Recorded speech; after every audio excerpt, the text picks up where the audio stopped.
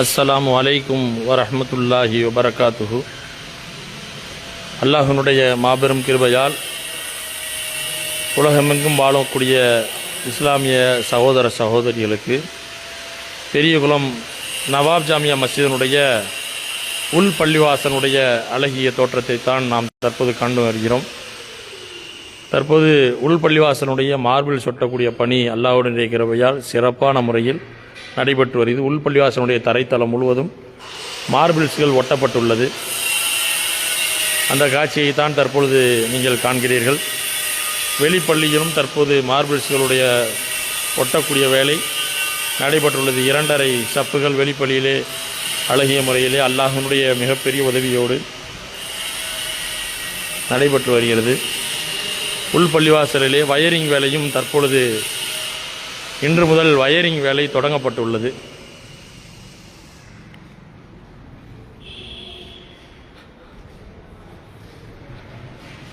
Wiring வேலை இன்று முதல் தொடங்கப்பட்டு நடைபெற்று வருகிறது.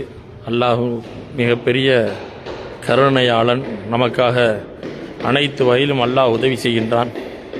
இந்த பள்ளியினுடைய கட்டிட வேலைகளுக்கு அதிகமான மக்கள் தங்களுடைய பொருளாதாரத்தையும் நேரத்தையும் துவாவையும் செய்து கொண்டே இருக்கின்றார்கள்.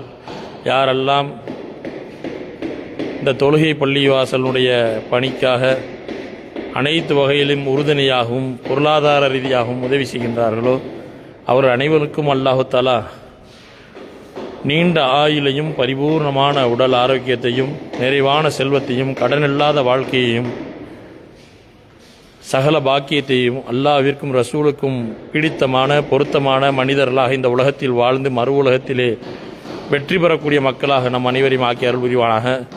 இன்னும் பள்ளிவாசலிற்கு அதிகமான தேவைகள் உள்ளன. ஜன்னல்கள் போட வேண்டியதுள்ளது, லைட்டுகள் வாங்க வேண்டியதுள்ளது, முன்னால் கபோர்டுகள் அடிக்க வேண்டிய தேவைகள் உள்ளது. பள்ளிவாசலிலே நம்மளுடைய பொருளாதாரம் அதற்குள் விழுவது என்பது நாம் செய்த மிகப்பெரிய ஒரு பாக்கியமாக இருக்க வேண்டும். ஏனென்று சொன்னால் பள்ளிவாசலிற்குள் நம்முடைய பொருளாதாரம் விழ வேண்டும்.